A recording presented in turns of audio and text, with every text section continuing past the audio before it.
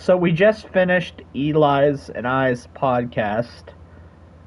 We're gonna be watching some videos, well, listening to some videos. You know how it be. Yeah. We're just gonna be making sure our stream is going up, as always. We're gonna be playing some Madden. We're in a new season. It's the first game of the year. We're winning, as you might have guessed.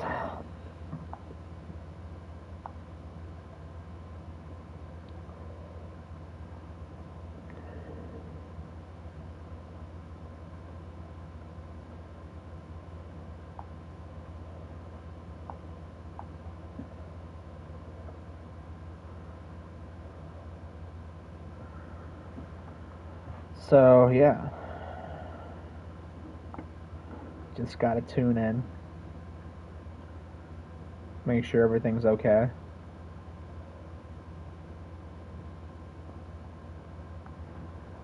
And, yeah. I don't know. I haven't found myself this confused by the actions of a politician in a long time. It's actually confusing. Anyway, let's get to Marjorie Taylor Greene. Breaking news. Marjorie Taylor Greene says she's resigning from Congress effective January 5th, 2026. This is an interesting turn of events, one that I did not foresee at all, as a matter of fact. Let's take a look at her video. Hi, everyone. I've always represented the common American man and woman as a member of the House of Representatives, which is why I never fit in. Americans are used by the political industrial complex of both political parties, election cycle after election cycle, in order to elect whichever side can convince Americans to hate the other side more. And the results are always the same. No matter which way the political pendulum swings, Republican or Democrat, nothing ever gets better for the common American man. So apparently Marjorie Taylor Greene's resigning. Corporate and global interests remain Washington's the gist of it. sweethearts. American jobs continue to be replaced, whether it's by illegal labor or legal labor by visas or just shipped overseas. Small businesses continue to be swallowed by big corporations. So is she like medicated? Yeah, Marjorie Taylor Greene did that. I started taking mood stabilizers and realized I no longer have to be on. I no longer can be on Stan Twitter. MTG's. I started taking mood stabilizers post. She's low-key locked in. Oh, God. Do you think she had a stroke and got a reverse John Fetterman? Yeah, she got on SSRIs and realized she was just, realized that all this, like, Trump standing was actually a byproduct of her mental health complications. Yeah, she got unfettered. I'm Marjorie Taylor Greene, and after a tragic, life-changing incident at the CrossFit factory that I like to work out at, I have realized that the countryside surrounds the cities. The People's Back movement cannot come from either bourgeois party. After all, this is a dictatorship of the bourgeoisie. And what we must do in order to unlock the true potential of the working class around the globe is to turn this into a dictatorship of the proletariat. I have sworn my life to the cause of emancipatory movements. I have sworn my life to emancipation for the global proletariat.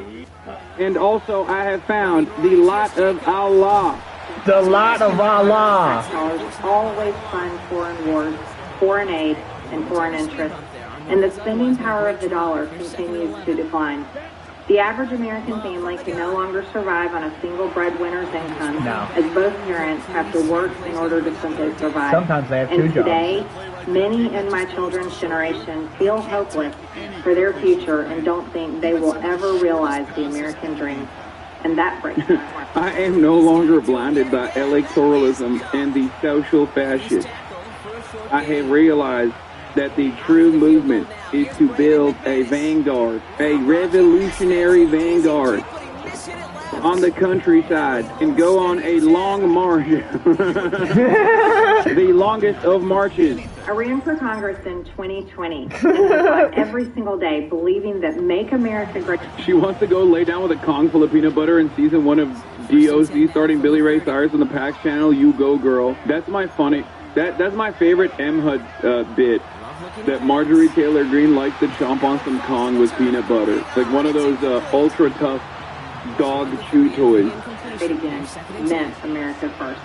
I have one of the most conservative voting records in Congress, defending the First Amendment, Second Amendment, unborn babies, because I believe God creates life at conception, and I love to fight for the little guy.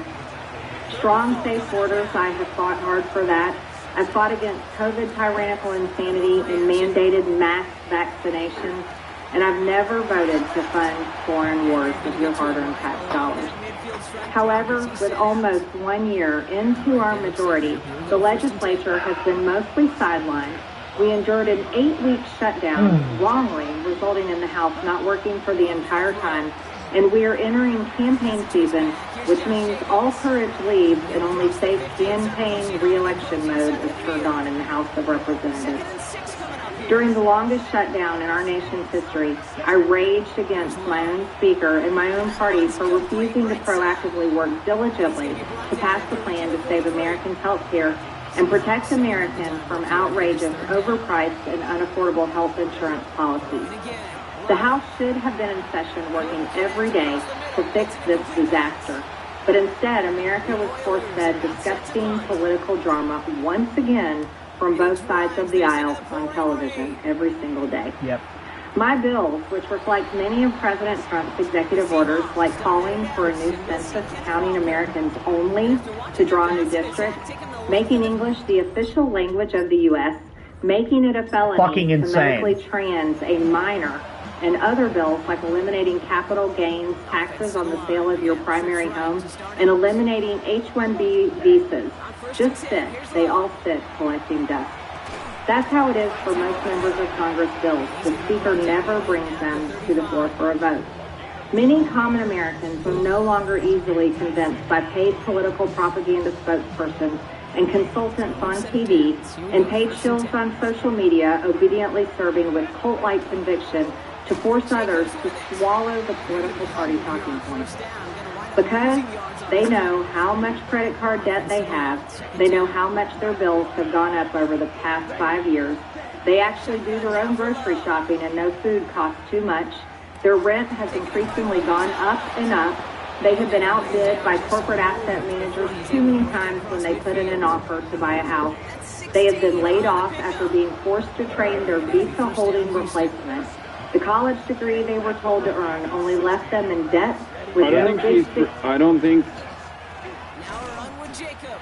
To be clear, she's kind of not Your wrong. crypto can be earning you up to 17%.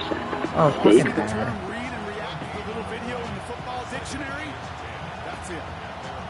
Once is what you're saying. It's because she is. Degree they were told to earn only left them in debt. I don't think she's blinked once is what you're saying. It's because she is. It's because it's because she's a titan, dude. That's what it is. Marjorie Taylor Greene went from 400K net worth to 21 million net worth, and she is now cashing out. This is like a commercial asking for donations to the unethical dog breed foundation. They see more homeless people than ever on their own community streets. They can't afford health insurance or practically any insurance, and they just aren't stupid. These are the people I represent and love, because that is who all of my family and friends are, common Americans. I've been blessed to represent the 14th District of Georgia for 5 years. The district is filled with some of the most wonderful, kind-hearted, God-fearing, patriotic, hardworking people you will ever meet. Good, regular, common Americans. I worked hard to bring taxpayer dollars back home to help district needs. Quit slurping, Hassan. I am Biden's Secretary of Homeland after watching my constituents die as he facilitated Biden's open border invasion into America. And I led the effort to defund hard-left, politically biased NPR She's also, and PBS and the corrupt anti-Israel. USAID, and I did that as chair of the DOJ subcommittee. I have fought harder than almost wonder any why. other elected Republican to elect Donald Trump and Republicans I don't know to why, power. for some reason. I traveled the country for years. I spent millions of my own money. I missed precious time with my family that I can never get back. And I showed up in places like outside the New York courthouse and Collect Pond Park Could it be against a anti-Semitism? raging leftist mob as Trump faced Democrat lawfare. How dare you? Meanwhile, She's a Christian. most She of loves the Jews. establishment Republicans who secretly hate him and who stabbed him in the back and never defended him against anything have all been welcomed in right after True. the No, like she is spitting, And right? I will never forget the day. She has to be I on had mood leave my stabilizers. mother's side She has to be on Abilify or Invega. to remove cancerous tumors so in order some, to like, fly to fucking Washington, Thorazine or D.C. something. to defend President Trump and vote no She got booty against the juiced. Democrats' second impeachment in 2021. My poor father and my poor mother, it was way Yeah, she got booty juiced, and now she's fucking Through it all, spitting I never cats. changed or went back on my campaign promises. What happened to And Lauren only Boebert? That's disagreed my in a few question. Did she areas, get voted like my out? stance They're against so H-1Bs replacing American jobs, AI state crazy. moratoriums, debt for life 50-year mortgage scams, standing strongly against all Think involvement it's gonna win, in boys. foreign wars, and demanding the release of the Epstein files. Other than that, my voting record has been solidly with my party and the president. Loyalty should be a two-way street. And we She's should just be salty able to 'cause vote Trump our doesn't like her conscience and anymore. represent our district's interests because our job title is literally representative. True. America first should mean America first and only Americans first, with no other foreign country ever being attached to America first in our halls of government. Standing up for American women who I don't understand why, like, I still don't get why she's resigning, though. She's You know? salty Trump I don't like get her. why she's resigning. Trump It don't like doesn't her make anymore, sense. so she's done. Something tells me we haven't seen the last of Tater. No, of course not.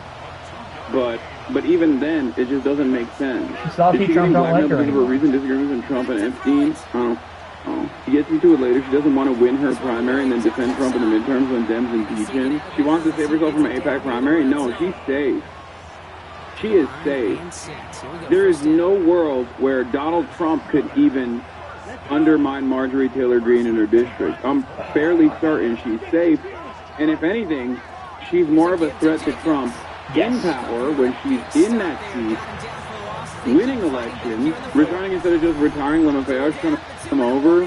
I still don't understand why. I think she's more consequential. We did a If she 3-hour wants to, stream on Twitch. If she wants We're going to to be doing about a on 3-hour the stream Republican here. Party, if she wants to shit on the Republican Party, she can still do so. I will think say we're this, kidding? okay, Just wait at and least from see. my own personal experience and from people who I've talked to that are running for office or are in positions of power, or even like media figures in general, Israel will make your life a living hell if you are outwardly and overtly anti-Israel. Like, it's not even a question. There is only one group of influence peddlers that have more motion and more intensity and more investment in making your life a living hell until the end of time. And it's absolutely the Hosberists. They do not operate with like with the same level of intensity as like other interest groups. You can be a anti-big oil guy. You can be a climate change guy. You can be anti-billionaire.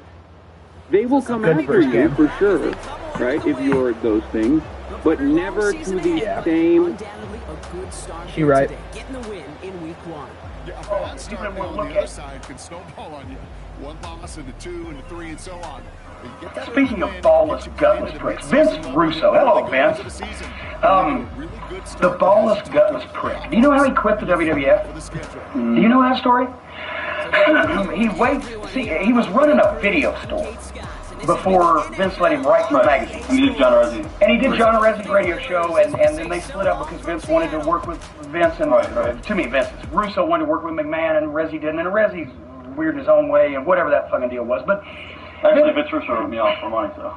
well, Advertising. I'm sure he did, because he's a goddamn crooked, heinous piece of shit human being. Russo, all of a sudden, now he's writing for the magazine. He can't spell. He can't write. He can't speak English. But I'm looking at the guy's pad. He can't spell. Okay? You know, it's not like he's a goddamn Rhodes Scholar. And I'm a spelling freak because language is, you know, and I say fuck a lot, but you know, it's language. So does George Carlin. I just saw him in the Poconos. He says fuck all the time. Anyway, so he's writing for the magazine, and then he insinuates himself. He has good ideas, and he has good ideas at a time when they need good ideas. And you know, I'm not saying he's never had any good ideas, but you know what the problem is? The problem is all the good ideas he's ever had is from watching the goddamn cheap-ass B movies that he used to rent in his goddamn loser video store. He doesn't know anything about wrestling. That's why when you hear ding, ding, ding, immediately followed 60 seconds later by ding, ding, ding, keep the match as short as possible, because when that bell rings, Vince Russo is lost. Vince Russo is a babe in the woods. Vince Russo is a deer caught in the headlights as long as there's a wrestling match going on. As long as he can make a phony B-movie script or some goddamn an outhouse in the ring or women having miscarriages or something in some kind of bad taste that appeals to his New York bullshit attitude. That's what Vince Russo wants to do. So get the wrestling matches out of it, because nobody wants to see that shit anyway. That's been proven at WCW, where they don't have wrestling matches anymore because all the guys are doing it. I watched Thunder the other night because I happened to be stuck in a hotel room. I saw Lance Storm falling around like a drunk man. When you can make that guy uncoordinated, you can do it to anybody.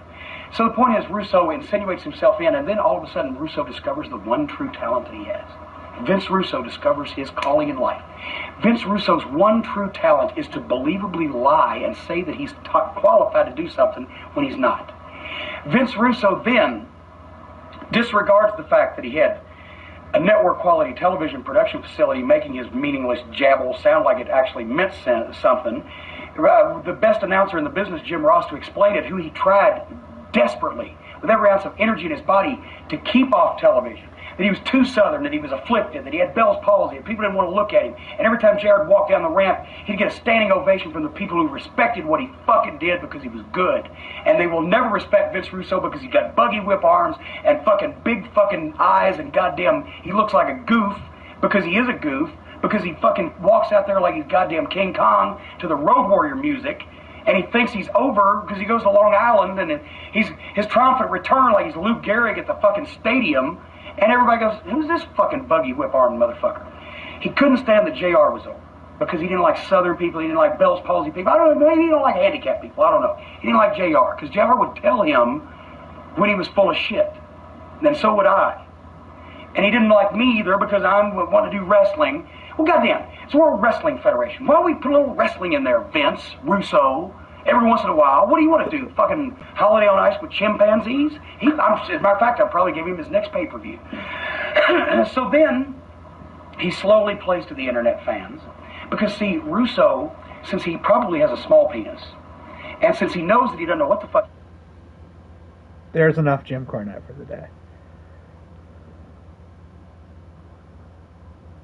New DraftKings casino players get 500 spins over 10 days on your choice of cash eruption slots. Take your pick from the large... Woo! That is, oh my God.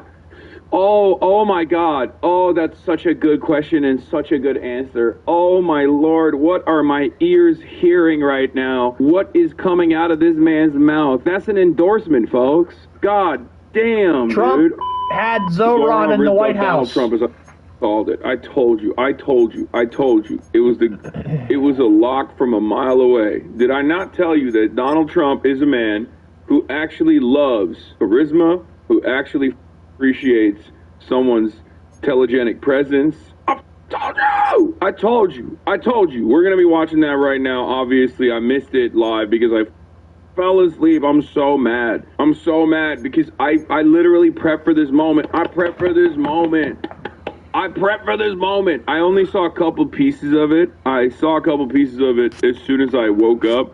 But I knew exactly what it was going to be like. I'm skipping the personal news. I'm going right into it. Because Zoran rolled a natural 20. Holy.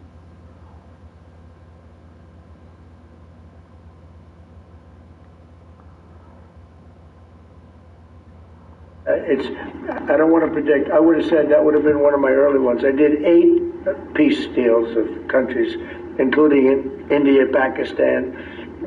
You could even go, in fact, they're coming here in a week or two, go to the Congo and Rwanda. That was 10 million people dead, and we worked something out on that. But so many. And the one I thought would have been For me, because I have a very good relationship with President Putin, I thought that would have been maybe quicker. But it does take two to tango. And now you just see all the death. And, it doesn't affect us other than the fact that we don't want to see all those people that really is on the other side of the ocean. It's a war that should have never happened. It did happen. I blame the person also sitting right behind this desk. This is a war that should have never happened, and it wouldn't have happened if I were president. But we're trying to save a lot of lives. They're losing 25, think of that, 25,000 lives over the last short period of time. That's Ukrainian and Russian. And it's a shame. What happens if I want to ask the mayor-elect about a House resolution just passed overwhelmingly to condemn socialism, including with 86 Democrats, all of House Dem leadership, and the minority leader, Hakeem Jeffries, despite his endorsement of you. What's your reaction to that? I have to be honest with you, I focused very little on resolutions. Frankly, I've been focusing... I understand. I think the focus is on the work at hand. I can tell you I am someone who is a democratic socialist. I've been very open about that. And I know there might be differences about ideology, but the place of agreement is the work that needs to be done to make New York City affordable. That's what I look forward to. And I want to clarify your answer to Stephen Nelson. He asked about your comment calling the president a fascist. And your answer was, President Trump and I have been clear about our positions and our views. Are you affirming that you think President Trump is a fascist? I've spoken about... That's okay, you can just say yes. Okay. That's easier. It's easier than explaining it. I don't mind. And I wanted to ask you also about this Ukraine plan. Yeah. President Zelensky said today that his country would risk either giving up a partner or giving up its dignity. There's been criticism that this deal... You mean he doesn't like it? It's unclear. He was sort of... He'll have to like it, and if he doesn't like it, then, they should just keep fighting, I guess, The suggestion that he made, though, was that if he doesn't accept it, that the U.S. would pull back its support for Ukraine. Well, at some point he's going to have to accept something. He hasn't accepted. You remember right in the Oval Office not so long ago, I said, you don't have the cards. Don't forget, I inherited this war. This war never would have happened. I inherited this war. And I thought he should have made a deal a year ago, 2 years ago. The ultimate deal would have been if it never started. That would have been a good deal. That could have been done, too, if you had the right president, but you didn't have the right president. Mr. President, cost of living is something that you and Mr. Mamdani seem to agree on. Right. Democrats have run New York City for a long time, Mr. Mamdani. Do you see Democrat policy specifically as being a problem? And I'd like that be a question that both of you could answer in New York City. Look, I think that there are many things in our city where we have to own the responsibility of it, things that existed long before the president was the president. And those are also part of the message of our campaign, was to take on a broken politics of the past. And I ran against a number of candidates who represented different versions of that past.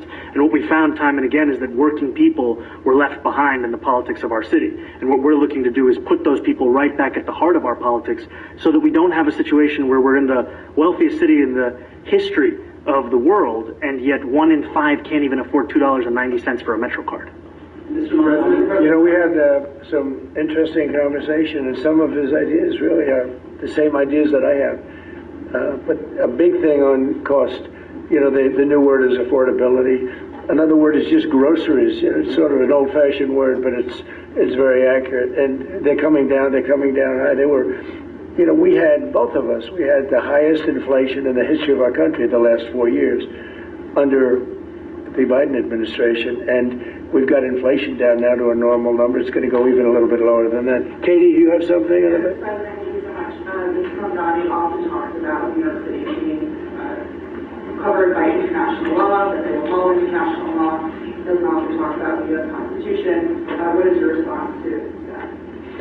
Well, I don't know what you're referring to in terms it could be covered by international law, local law. It's covered by a lot of laws, but it's covered by U.S. law. Are you referring to anything in particular?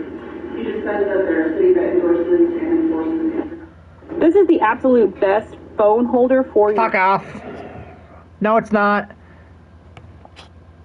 Trying to watch the president. Is that an odds with? No, I don't know. Would you want to respond? Yeah, I think what I've shared with the president is our desire to not only follow the laws of our own city, laws that protect New Yorkers, but also a desire for consistency in our politics across the board. And that's something that we've talked about and something that I know many New Yorkers want. We discussed ICE and New York City, and I spoke about how the laws that we have in New York City allow for New York City government to speak to the federal administration for about 170 serious crimes. The concerns that many New Yorkers have are around the enforcement of immigration laws on New Yorkers across the 5 boroughs, and most recently we're talking about a mother and her 2 children, how this has very little to do with what that is. What we did is we discussed crime. More than ICE per se, we discussed crime. And he doesn't want to see crime, and I don't want to see crime. And I have very little doubt that we're not going to get along on that issue. He wants to, and he said some things that were very interesting as to housing construction, and he wants to see houses go up. He wants to see a lot of houses created, a lot of apartments built, etc. And we actually people would be but I want to see the same thing. Anti-Israel protesters.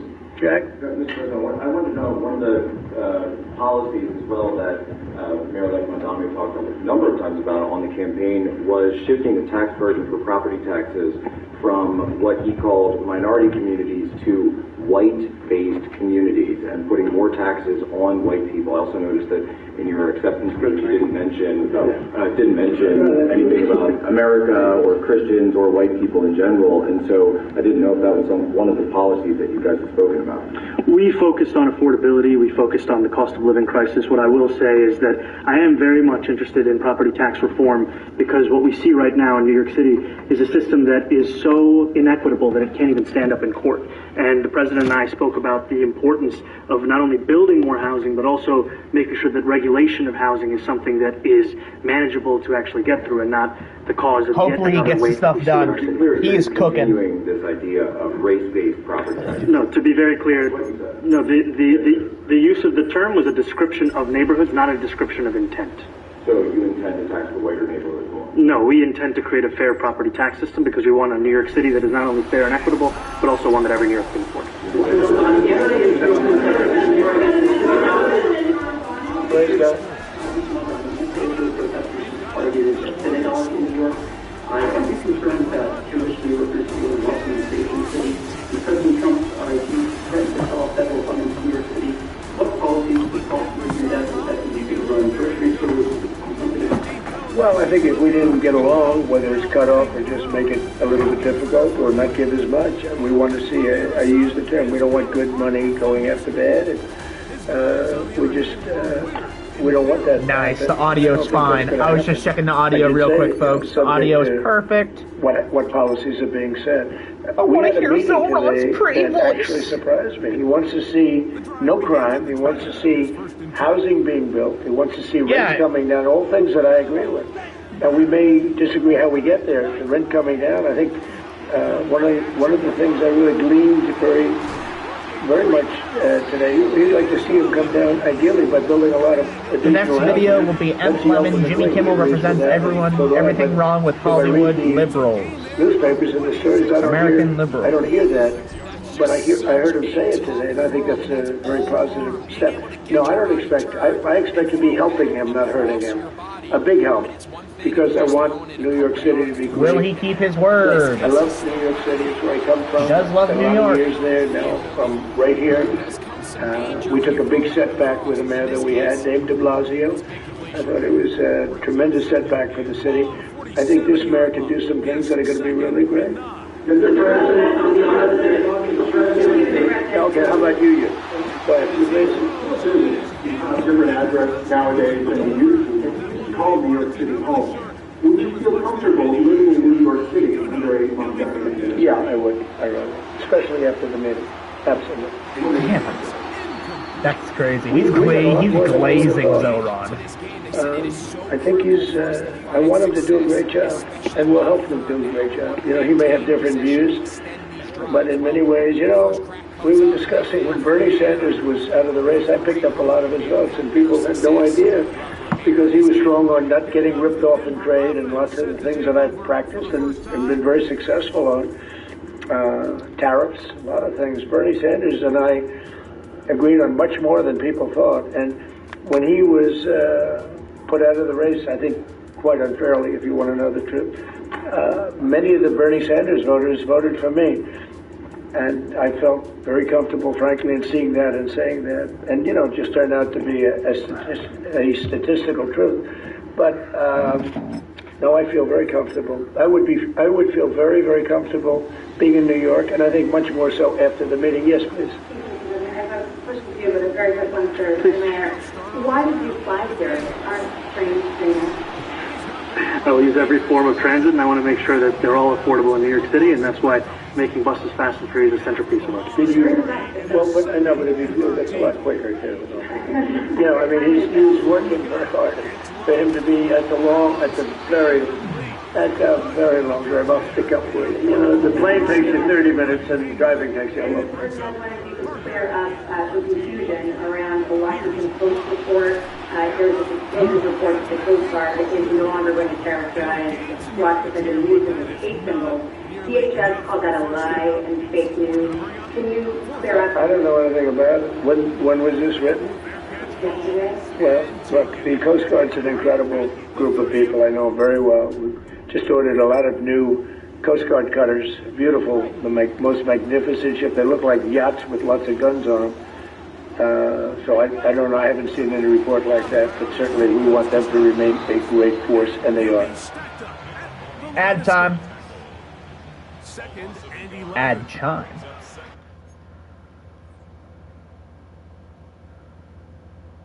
Mr. President, leave my balls.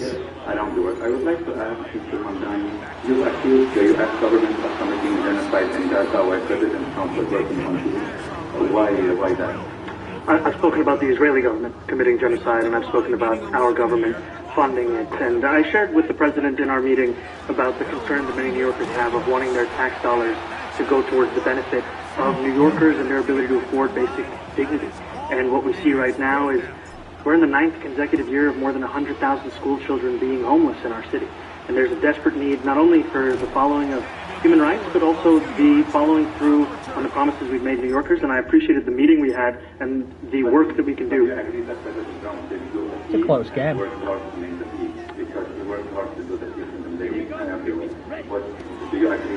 I appreciate all efforts towards peace, and I shared with President Trump that when I spoke to Trump voters on Hillside Avenue, including one of whom was a pharmacist that spoke about how President Trump's father actually went to that pharmacy not too far from Jamaica Estates, that people were tired of seeing our tax dollars fund endless wars. And I also believe that we have to follow through on the international human rights, and I know that still today those are being violated, and that continues to be work that has to be done no matter where we're speaking of.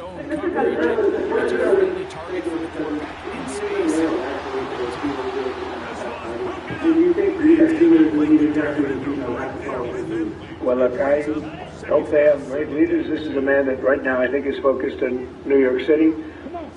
I really think there's a chance to do a great job. We're going to help him, but I really think there's a chance to do a great job.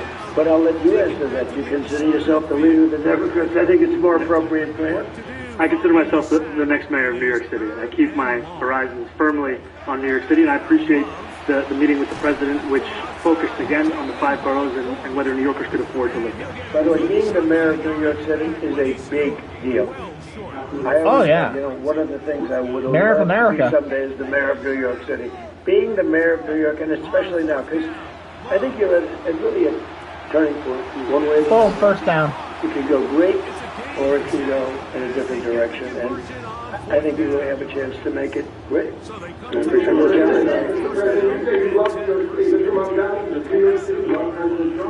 New York City loves a future that is affordable, and I can tell you that there were more New Yorkers who voted for President Trump in the most recent presidential election because of that focus on cost of living, and I'm looking forward to working together to deliver on that affordability thing. I got a lot of votes. One more, go ahead. 1 or 2 more, go ahead. I tell you, the press has eaten this thing up. You know, I've had a lot of meetings with the heads of major countries. Nobody cared. This meeting that you people have gone to, outside you have hundreds of people waiting. This is just a small little group. For some reason, the press has found this to be a very interesting meeting. The biggest people in the world, they come over from countries nobody cares. But they did care about this meeting, and it was a great meeting. Go ahead. Because I think he's different. All right, I think he's different, and that can be in a very positive way. But I think he's different than, your typical guy runs, wins, becomes mayor, maybe. Boom. Nothing exciting. Ain't that the truth? Because he has a chance to really do something great for New York. New York is at a very critical point, and he does need the help of the federal government to really succeed. And we're going to be helping him. But he's different than, your average candidate. He came out of nowhere. I said, he's a great campaign manager standing over there. He came out of nowhere. When you start off at 1 or 2, and then I watched. He was at 1, and he was at 3, then he was at 5, then he was at 9, then he went up to 17. I said, that's going to be a little bit interesting, right? And then all of a sudden he wins a primary that nobody expected he was going to win. It's a great tribute, and it's an amazing thing that he did. And I'll just add one thing to what the president said. Is one thing I also appreciated is in our meeting to appreciate a portrait of FDR and the incredible work that was done with the New Deal, and also in thinking about what it can look like when the federal government and New York City government work together to deliver on affordability and transform it. We have a great portrait of FDR that I found in the vaults. That was missing for years. I found it, and I put it up. He's a Democrat, to the best of my knowledge. He's a Democrat. And when he was something, all right. Sir, do you mind if I have a picture taken by that point? It's an amazing. He was a fellow traveler, for sure. FDR was something, all right. So he's a big fan of the New Deal, I guess. FDR, yes. FDR was a big fan of the New Deal, I guess. Trump, you fucking I almost. Woo! Trump, you fucking idiot.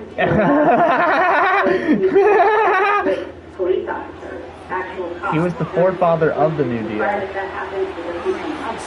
I hope it happens, but again, it's going to be ultimately the mayor's decision.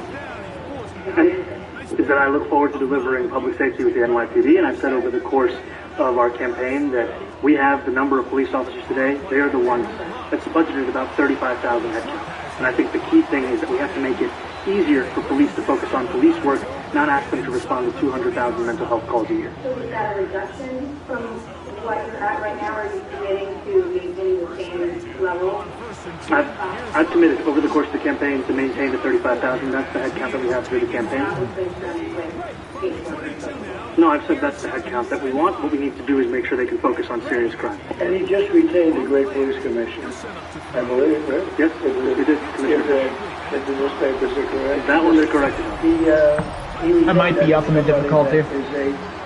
She's a good friend of some of the people in my family, Ivanka, and they say she's really good, really competent, and he just retained her, so that's a good sign. All right, I'm done watching the interview. I've seen what I need to see. That was a good one. I hope Zoran can do it.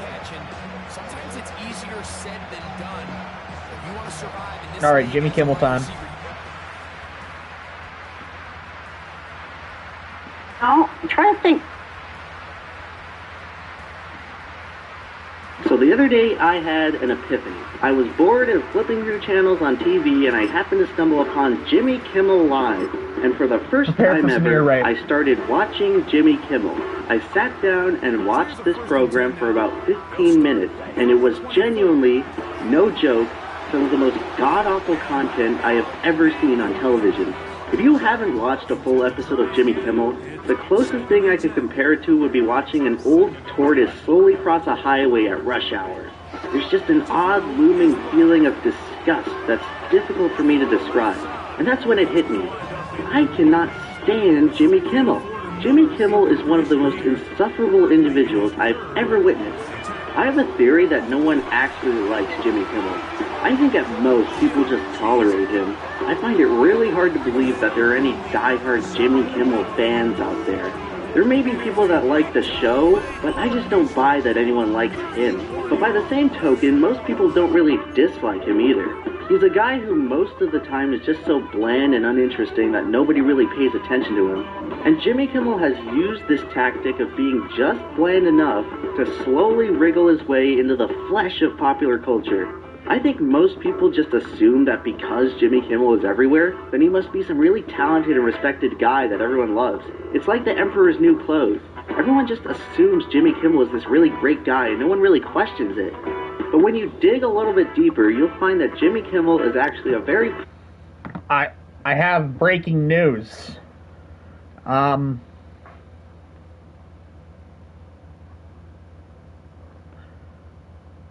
think THCA just got banned.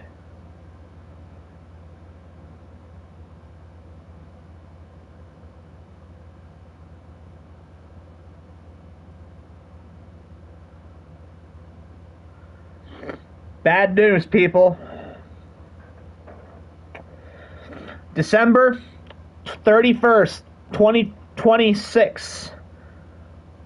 It will become federally illegal to buy THCA.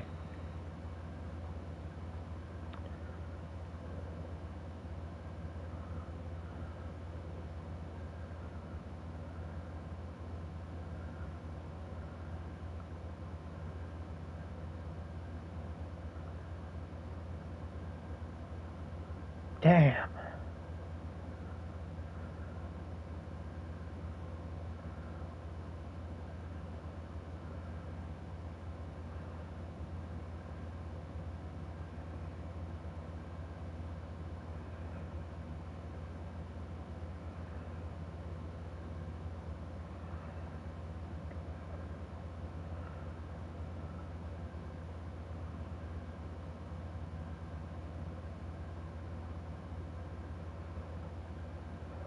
I have to check my store.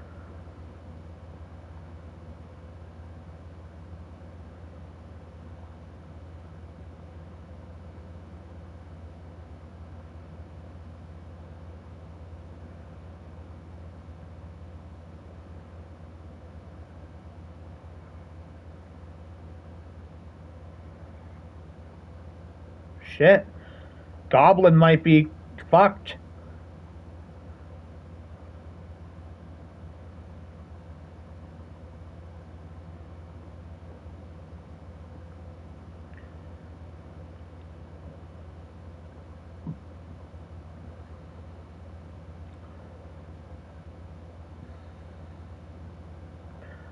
Goblin, you might be fucked, bro. I'm just saying.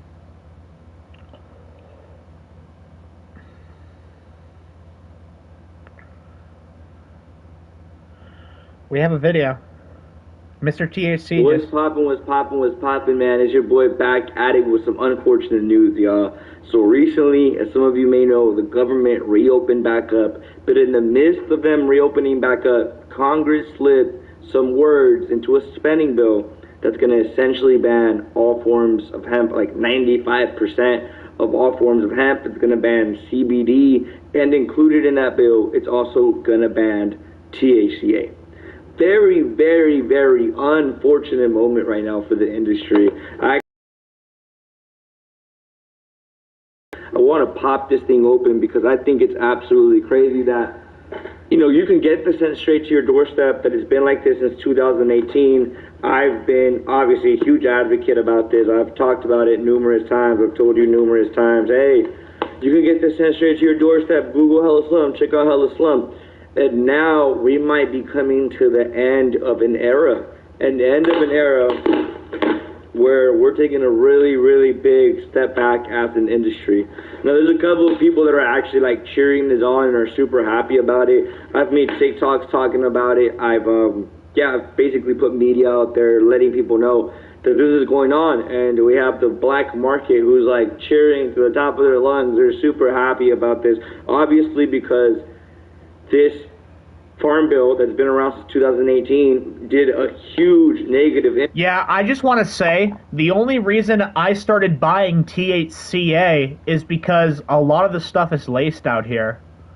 Don't buy weed around here. It's laced. It's laced. I have a medical card, so I could go to a dispensary, but I don't have a fucking car. So I buy THCA. This sucks. This fucking sucks, bro.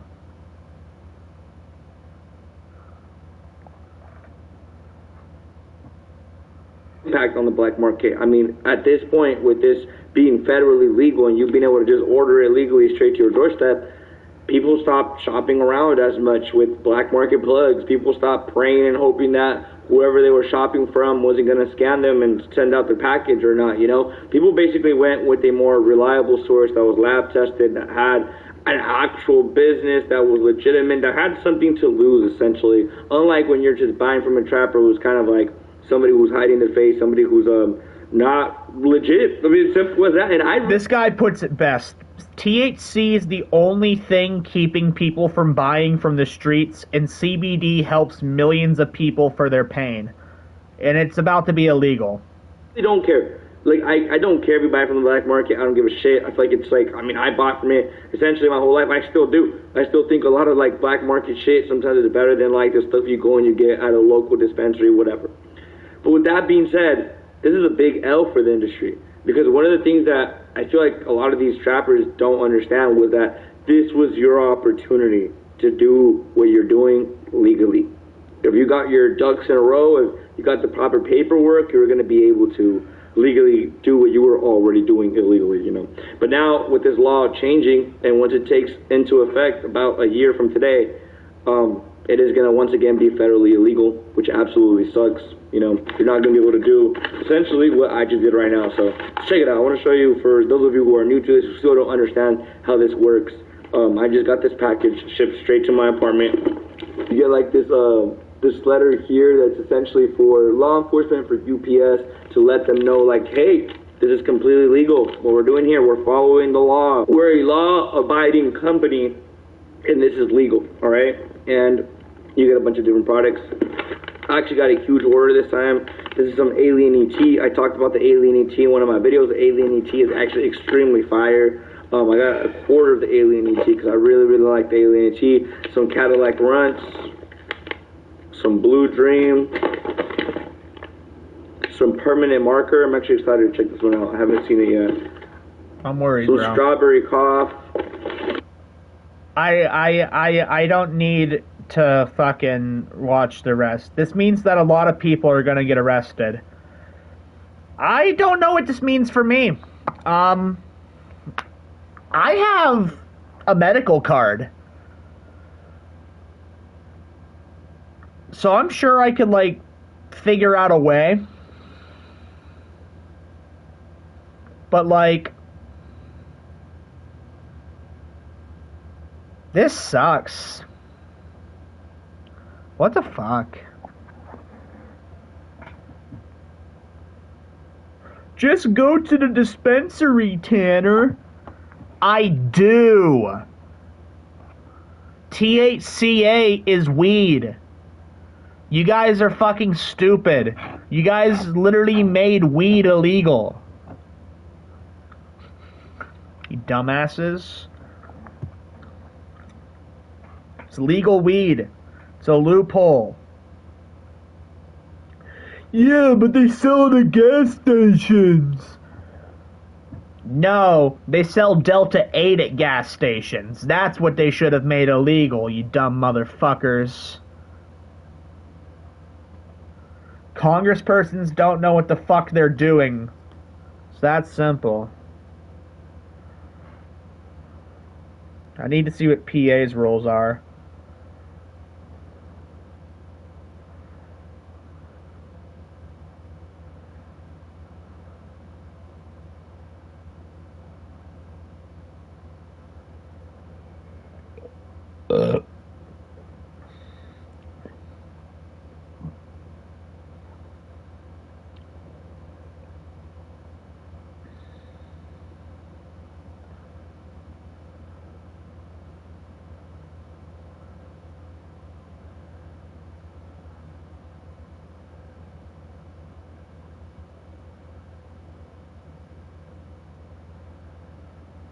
This is stupid.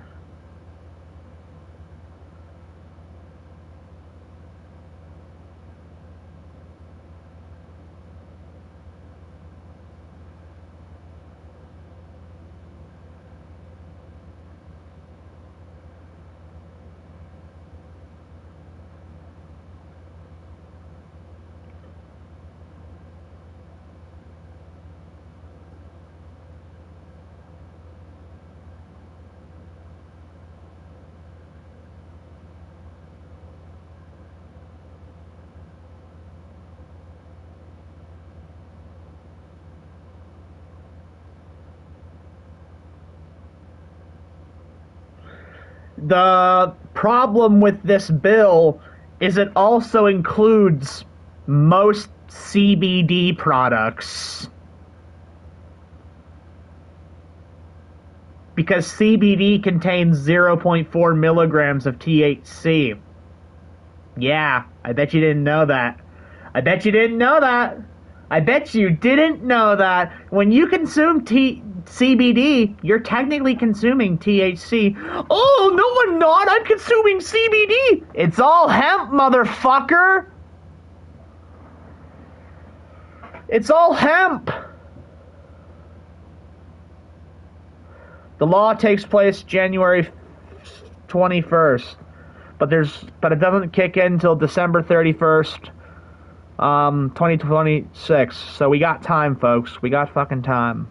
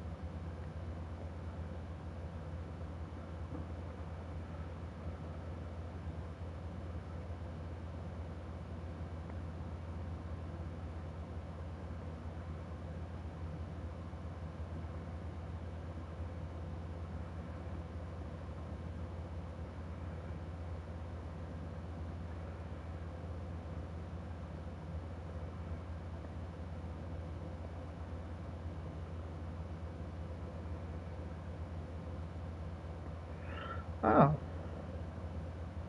Well, I can just do that.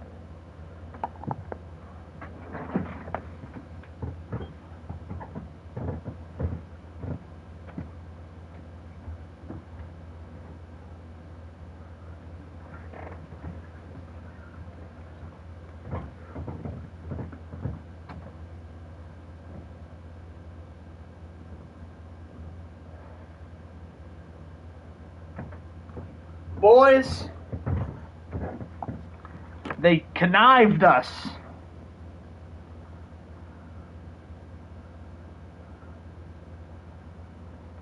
I'm in desperate mode.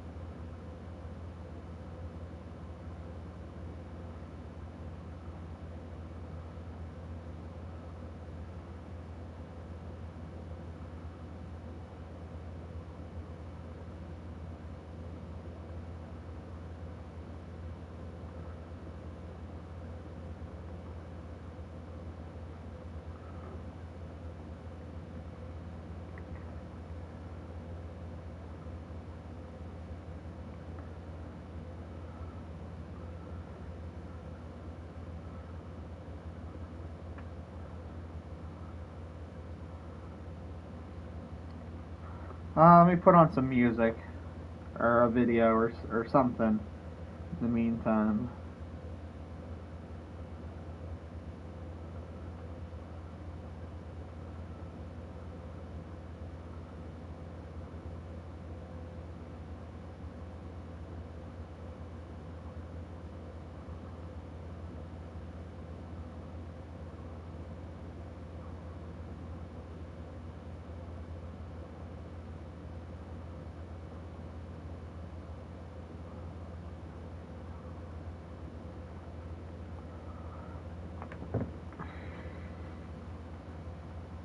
Gotta put on the Russo video. Because, see, Russo, since he probably has a small penis, and since he knows that he doesn't know what the fuck he's doing, has to have positive feedback and reinforcement to make his ego grow. So he doesn't want to sell the buildings out. He doesn't want to fucking have a great television show. He doesn't want to produce a product he can be proud of. Wow, that was a classic match between two excellent athletes or fucking great performers.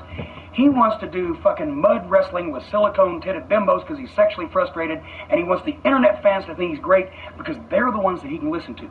Because the other fans, the ones that pay all the money for all the tickets, they're cheering the stars. And guess what? He ain't a star. He's not on TV. He's a writer. Maybe he can fix that. Maybe, just maybe. Because the internet people are stroking him enough that the other marks, the ones running the fucking multi-million-dollar company in Atlanta, they don't know the fucking difference. He convinces them that he's responsible for Vince McMahon's success. Vince McMahon was a millionaire before he met Vince Russo. He had Stone Cold Steve Austin. He had The Rock. He had The Undertaker. He had the best announcer. He had the best television studio. He had the best office staff. They got the smartest secretaries, for God's sake.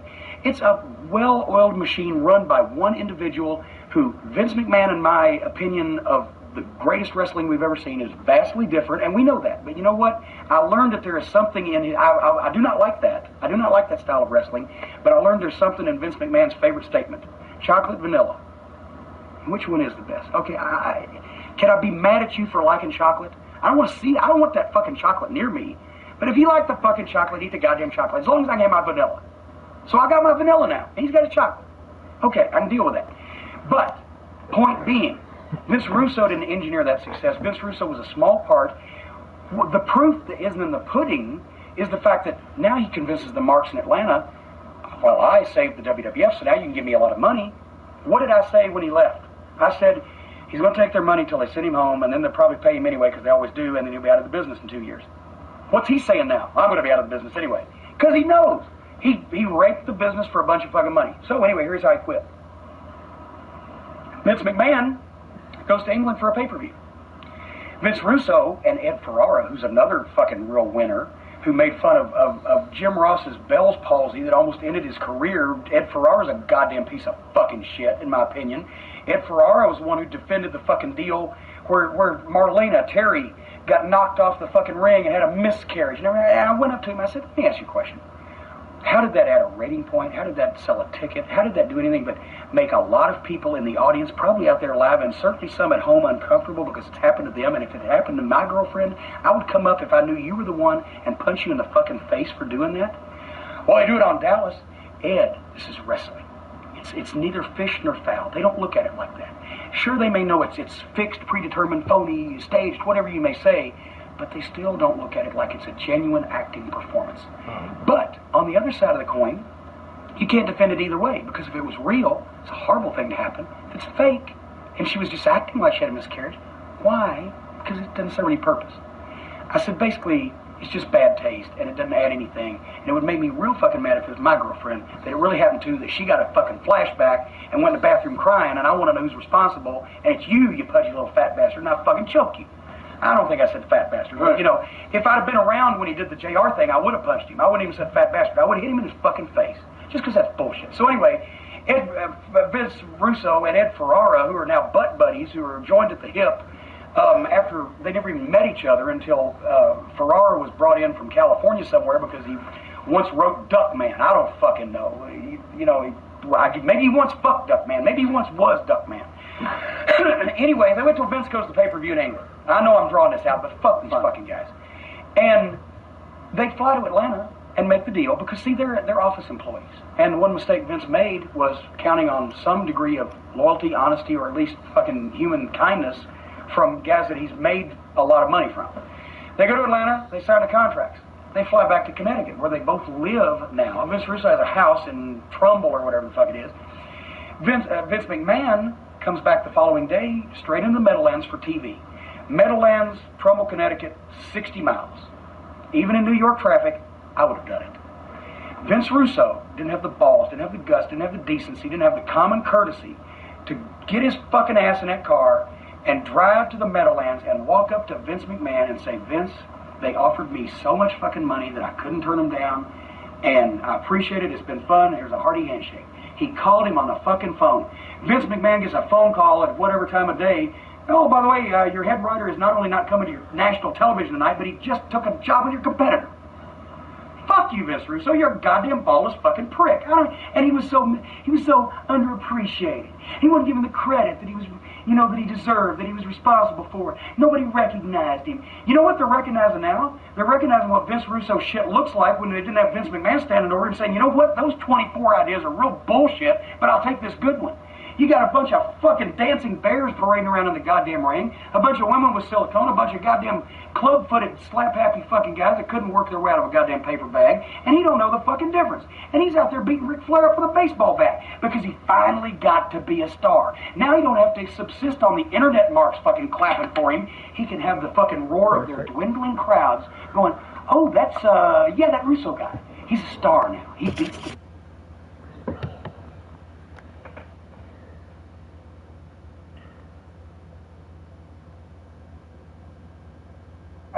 going, oh, that's, that Russo guy. He's a star now. Well, now that we figured that out. He's a fucking prick. He has no respect for the business or the people in it. He made the statement, well, we'll just teach actors to wrestle, because if I can learn to work in the ring, anybody can. There's a goddamn news bulletin I didn't hear about when I heard about World War II and all the other great happenings last 50 years. When did Vince Russo learn to fucking work? Jesus fucking Christ. I want to puke. What exactly happened with you leaving a message on his voice machine or something like that? Oh, that's another good one here, and this proves what a liar he is in addition to all his other fine qualities as a human being. I hope he sues me. As a matter of fact, Vince Russo, if you ever see this, sue my fucking ass and suck my dick while you're at it. You know what? I did make the comment to somebody, and I won't bury them by saying who, because they probably should have reported it. I said, because I was coming to Louisville last year, one way or the other, I sincerely wanted, and I will tell you the wonderful story of my relationship with Danny Davis and how I'm tremendously gratified with what I'm doing now with OVW in a little while. But I was coming home because I started being in Connecticut, and I was coming home. And I made the remark, Russo has cut my balls off here since day one, because I know that Vince McMahon has been good to me. And like I said, chocolate and vanilla wrestling. At least he's he's been honest, and he's not lied to me, and he's not cheated me, and he's not fucking cut my balls off behind my back, blah, blah, blah. Vince McMahon's one fault maybe is that when somebody tells him some things, he believes them too earnestly, or he believes in their loyalty or their honesty too earnestly, because otherwise he wouldn't let a fucking prick like Russo run around. But there's Russo ignoring his kids' Little League games to sit in Vince's outer office, to suck up to him. And it wasn't because he wanted to fucking play Sir Walter Raleigh and throw himself down over the mud puddle. It was because he wanted to cut everybody else's nuts off so that he could get the fucking spot, so that he could cut everybody's nuts off, and then he'd be a star. But anyway, I was coming here and I made the remark, if I go home without this developmental program working out like I wanted and I don't have a check, I think I'm just going to hospitalize that fucking Russo my last day here, just because I just goddamn want to. Because he's been cutting my nuts off behind my back, just like he did to Jim Ross, just like he did to a lot of people, and he didn't have the fucking guts to say anything there. He'd argue with me to my face, but the problem is, I wasn't arguing with him because I didn't like him. I didn't like him at that point. There was a time we could ride together. That is no more. But I was arguing with him because I genuinely felt that it was better for business or for the company or for the talent involved that we not do stupid asinine things with them and make them turn into, buffoons and jokes. So anyway.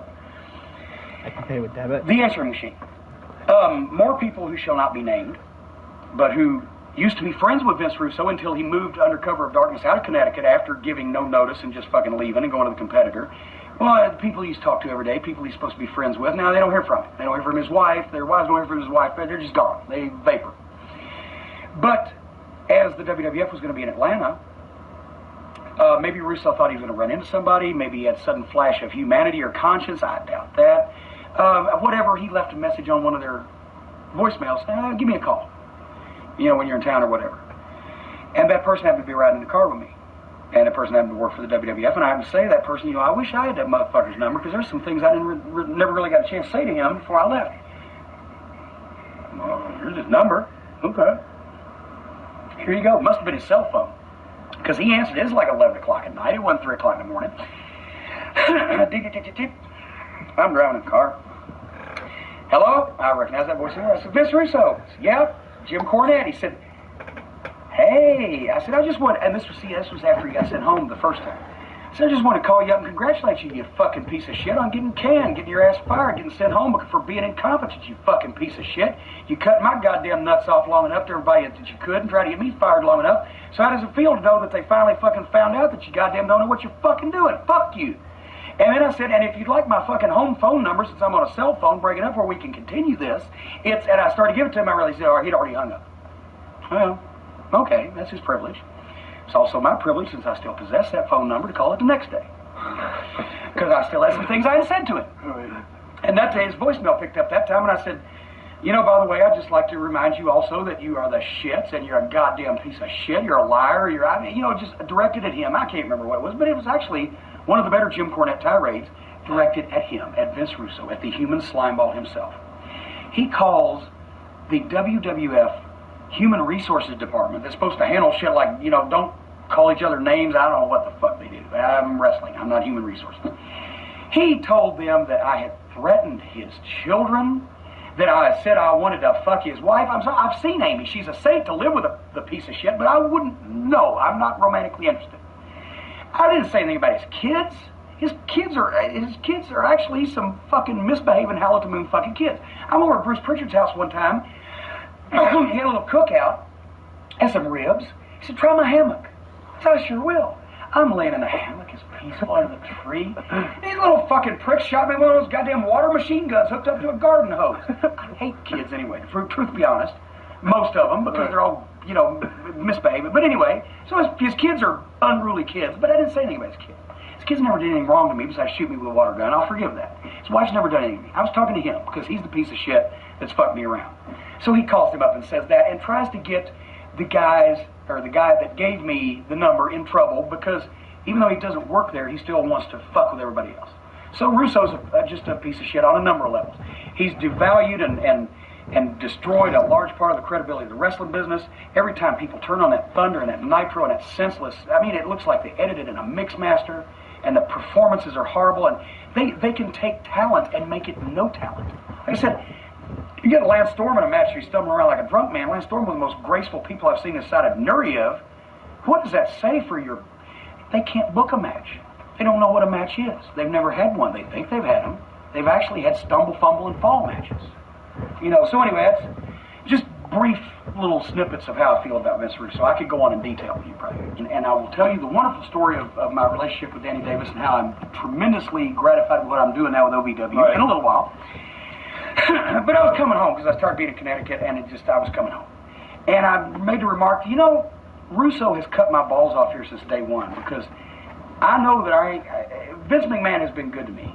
And like I said, chocolate and vanilla wrestling. At least he's been honest and he's not lied to me and he's not cheated me and he's not fucking cut my balls off behind my back, blah, blah, blah. Vince McMahon's one fault maybe is that when somebody tells him some things, he believes them too earnestly, or he believes in their loyalty or their honesty too earnestly, because otherwise he wouldn't let a fucking prick like Russo run around. But there's Russo ignoring his kids' Little League games to sit in Vince's outer office, to suck up to him. And it wasn't because he wanted to fucking play Sir Walter Raleigh and throw himself down over the mud puddle. It was because he wanted to cut everybody else's nuts off so that he could get the fucking spot, so that he could cut everybody's nuts off, and then he'd be a star. But anyway, I was coming here and I made the remark, if I go home without this developmental program working out like I wanted and I don't have a check, I think I'm just going to hospitalize that fucking Russo my last day here, just because I just goddamn want to. Because he's been cutting my nuts off behind my back, just like he did to Jim Ross, just like he did to a lot of people, and he didn't have the him because I didn't like him. I didn't like him at that point. There was a time we could ride together. That is no more. But I was arguing with him because I genuinely felt that it was better for business or for the company or for the talent involved that we not do stupid asinine things with them and make them turn into, buffoons and jokes. So anyway, the answering machine. More people who shall not be named, but who used to be friends with Vince Russo until he moved under cover of darkness out of Connecticut after giving no notice and just fucking leaving and going to the competitor. Well, the people he's talked to every day, people he's supposed to be friends with, now they don't hear from him. They don't hear from his wife. Their wives don't hear from his wife. They're just gone. They vapor. But as the WWF was going to be in Atlanta, maybe Russo thought he was going to run into somebody. Maybe he had a sudden flash of humanity or conscience. I doubt that. Whatever, he left a message on one of their voicemails. Give me a call. When you're in town or whatever. And that person happened to be riding in the car with me. and that person happened to work for the WWF, and I happened to say to that person, I wish I had that motherfucker's number, because there's some things I never really got a chance to say to him before I left. Well, here's his number. Okay. Speaking of ballless, gutless pricks, Vince Russo. Hello, Vince. The ballless, gutless prick. Do you know how he quit the WWF? Do you know that story? He was running a video store before Vince let him write for the magazine. And he did John Arezzi. And he did John Arezzi's radio show, and then they split up because Vince wanted to work with Vince, and too many Vinces. Russo wanted to work with McMahon, and Arezzi didn't, and Arezzi's weird in his own way, and whatever that fucking deal was. But actually, Vince Russo wrote me off for money, so. Well, I'm sure he did, because he's a goddamn crooked, heinous piece of shit human being. Russo is all of a sudden now he's writing for the magazine. He can't spell. He can't write. He can't speak English. You don't get in the Brooklyn or the Bronx or whatever the fuck. But I'm looking at the guy's pad. He can't spell. Okay. It's not like he's got him Rhodes Scholar, and I'm a spelling freak because language is, I say fuck a lot, but it's language. So does George Carlin. I just saw him in the Poconos. He says fuck all the time. Anyway. So he's writing for the magazine, and then he insinuates himself. He has good ideas, and he has good ideas at a time when they need good ideas. And I'm not saying he's never had any good ideas, but you know what the problem is? The problem is all the good ideas he's ever had was from watching the goddamn cheap-ass B-movies that he used to rent in his goddamn loser video store. He doesn't know anything about wrestling. That's why when you hear ding, ding, ding, immediately followed 60 seconds later by ding, ding, ding, keep the match as short as possible, because when that bell rings, Vince Russo is lost. Vince Russo is a babe in the woods. Vince Russo is a deer caught in the headlights as long as there's a wrestling match going on. As long as he can make it a phony B-movie script, or some goddamn an outhouse in the ring, or women having miscarriages, or something in some kind of bad taste that appeals to his New York bullshit attitude. That's what Vince Russo wants to do. So get the wrestling matches out of it, because nobody wants to see that shit anyway. That's been proven at WCW, where they don't have wrestling matches anymore because all the guys are doing it. I watched Thunder the other night because I happened to be stuck in a hotel room. I saw Lance Storm falling around like a drunk man. When you can make that guy uncoordinated, you can do it to anybody. So the point is, Russo insinuates himself in, and then all of a sudden Russo discovers the one true talent that he has. Vince Russo discovers his calling in life. Vince Russo's one true talent is to believably lie and say that he's qualified to do something when he's not. Vince Russo then had to get up and the stretch. fact that he had a network-quality television production facility making his meaningless jabble sound like it actually meant something. The best announcer in the business, Jim Ross, to explain it, who he tried. Which one is the best? Okay, can I be mad at you for liking chocolate? I don't want to see. I don't want that fucking. Well, I'm gonna chocolate watch the Deep Fat Fried podcast. Y'all should check